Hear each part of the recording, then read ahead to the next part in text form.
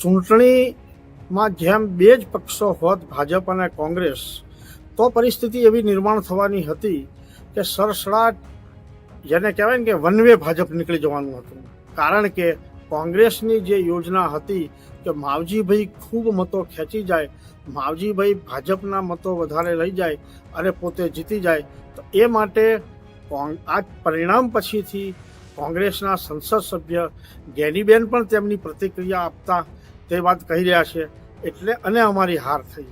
આ વસ્તુ જ પુરવાર કરે છે કે માવજીભાઈ કોંગ્રેસને જીતાડવા માટે લડ્યા. માવજીભાઈએ સમાજને ખોટી રીતે ગેરમાર્ગે દોરવાની કોશિશ કરી. સમાજને માવજીભાઈએ જીતવાના છીએ એવી રીતે હથેળીમાં ચાંદ દેખાડ્યા. બનાસકાંઠા જિલ્લાની વાવ વિધાનસભા બેઠકની પેટા ચૂંટણી પૂરી થઈ ગઈ અને ત્યાં ભાજપનો ભગવો લહેરાઈ ગયો, કોંગ્રેસની હાર થઈ અને અપક્ષ ઉમેદવાર માવજી પટેલે પણ ધોબી પછડાટ ખાધી છે. આ ચૂંટણીના જે પરિણામ આવ્યા છે એને લઈને બધા લોકો પોતાની રીતે એનાલિસિસ કરી રહ્યા છે અને આવું જે એનાલિસિસ છે એ પાલનપુરના મહંત રાજેન્દ્રાનંદ ગીરીએ પણ કર્યું છે. એની વાત કરવી છે આ વિડીયોમાં. નમસ્કાર, વાઇબ્સ ઓફ ઇન્ડિયામાં આપનું સ્વાગત છે. હું ઇમરાન. પાલનપુરના મહંત રાજેન્દ્રાનંદ ગીરી જે છે તેમણે એક મોટો દાવો કર્યો છે.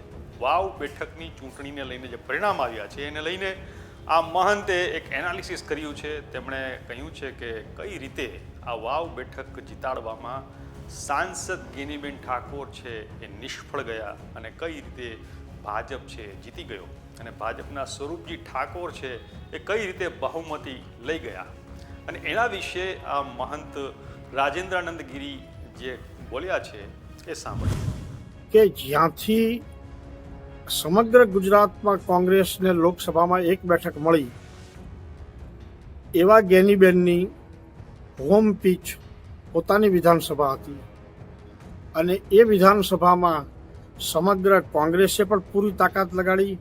કારણ કે કોંગ્રેસે પણ આ બેઠક જીતી અને 4 ચાંદ લગાડવા હતા અને ભાજપે ગેનીબેનને પોતાના જ ઘરે, પોતાના જ આંગણે, પોતાની જ હોમ પીચ ઉપર હરાવવા હતા, એટલે કે કોંગ્રેસને હરાવી હતી. આના કારણે આ ચૂંટણીનું મહત્વ હતું. પણ જો બે જ ઉમેદવાર હોત તો કદાચ આ ચૂંટણી આટલી રોમાંચક ન બની હોત. આપણે સૌ જાણીએ છીએ કે ચૂંટણીનો પ્રચાર પણ જબરજસ્ત રહ્યો, રોમાંચક રહ્યો, ઉત્સાહપૂર્ણ રહ્યો, ઉલ્લાસપૂર્ણ રહ્યો અને પરિણામ પણ એવું જ રહ્યું. કારણ કે પરિણામ પણ જેમ જેમ પેટીઓ એટલે કે મશીનો ખુલતા ગયા એમ કોંગ્રેસનો ઉત્સાહ વધતો ગયો અને પછી એવું બન્યું કે 16મા રાઉન્ડથી ધીમે ધીમે વાત પૂરી થઈ ગઈ. જેમ ગમે તેવો મજબૂત બરફનો પર્વત હોય પણ એ આખરે તો ઓગળતા પાણી જ થઈ જાય, એમ આ ચૂંટણીનું પરિણામ કોંગ્રેસ માટે પાણી સ્વરૂપ થઈ ગયું અને ભાજપ માટે ખૂબ ઉત્સાહપૂર્ણ રહ્યું. ચૂંટણીમાં જેમ બે જ પક્ષો હોત, ભાજપ અને કોંગ્રેસ, તો પરિસ્થિતિ એવી નિર્માણ થવાની હતી કે સરસડાટ જેને કહેવાય ને કે વન વે ભાજપ નીકળી જવાનું હતું.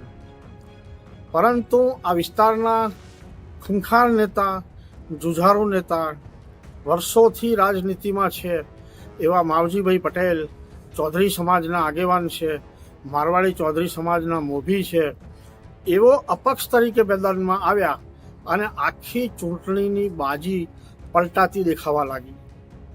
એટલા માટે કે જે ભારતીય જનતા પાર્ટીના પરંપરાગત મતો, ચૌધરી મતો, એ ચૌધરી મતોમાં ભાગલા પાડી અને કોંગ્રેસને જીતાડવાની જે એક સાજિશ કોંગ્રેસની હતી અને માવજીભાઈ સમજદારીપૂર્વક કે કોંગ્રેસની યોજનાના ભોગ એ તો એ જાણે, પણ એ એવી રીતે મેદાનમાં આવ્યા કે જેના કારણે ભાજપને ખૂબ મોટું નુકસાન થાય. અને દેખાતું હતું ભાજપને મોટું નુકસાન. ચૂંટણીના 2 દિવસ અગાઉ સુધી ભાજપને મોટું નુકસાન આ ચૂંટણીમાં જણાતું હતું.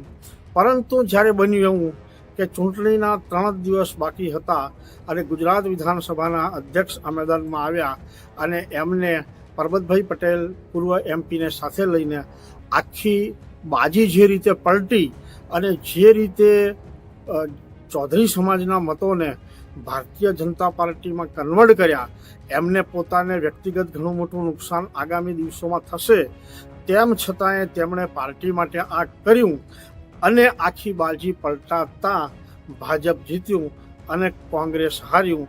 કારણ કે કોંગ્રેસની જે યોજના હતી કે માવજીભાઈ ખૂબ મતો ખેંચી જાય, માવજીભાઈ ભાજપના મતો વધારે લઈ જાય અને પોતે જીતી જાય, તો એ માટે આ પરિણામ પછીથી કોંગ્રેસના સંસદ સભ્ય ગેનીબેન પણ તેમની પ્રતિક્રિયા આપતા તે વાત કહી રહ્યા છે, તે સાંભળો.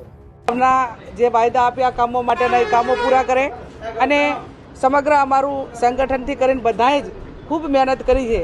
આ જે ધારણા કરતાં થોડાક જ ઓછા પહેલાંથી કરીને અમે ક્યાંક રહી ગયા છીએ, પણ એ આવનાર સમયની અંદર જે કાંઈ નાના મોટા એનું એનાલિસિસ કરીને જે એમાં ક્ષતિઓ રહી ગઈ છે એ આવનાર સમયમાં ન રહે એના માટેના અમે પ્રયત્નો કરીશું. 10,000થી વધુ લીડ ચાલતી હતી અને અચાનક જે 16, 17, 18 રાઉન્ડ પછી લીડ કપાઈ ગઈ, શું કારણ? અમારી ગણતરી જે અપક્ષ કેન્ડિડેટ 30,000થી ઉપર મત લઈ જાય એવી અમારી જે ધારણા હતી એ ક્યાંક ને ક્યાંક છેલ્લે એ જાતિવાદી રાજકારણ, જાતિવાદી સમીકરણના આધારે ઠાકોર, ચૌધરી અને જે મેજર સમાજો છે એ ક્યાંક ને ક્યાંક વધારે અમારી ધારણાથી વધારે મત એ ભારતીય જનતા પાર્ટીમાં ડિવાઈડ થયા.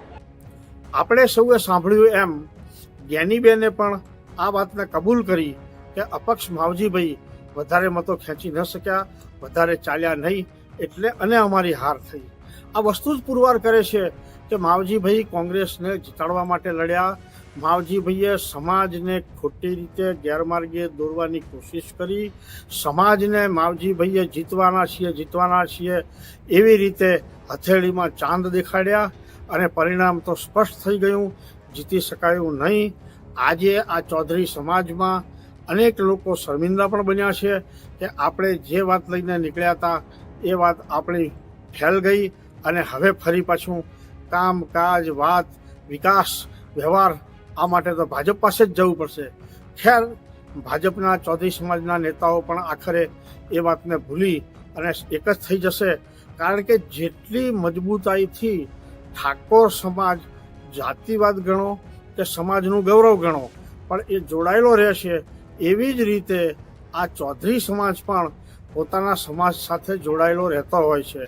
આ ચૂંટણી પરિણામ પૂરતી, આ ચૂંટણી પૂરતીની વાત જુદી હતી, પણ ફરી પાછો ચૌધરી સમાજ પણ એ શંકરભાઈના નેતૃત્વમાં ભારતીય જનતા પાર્ટી સાથે જોડાઈ જશે અને ફરી પાછું ભારતીય જનતા પાર્ટીનું કદ, વિસ્તાર અને એની વિસ્તૃતિ જેટલી મજબૂત હતી એટલી ને એટલી ફરી થશે તેવું પણ રાજકીય અભ્યાસુઓ જણાઈ રહ્યા છે.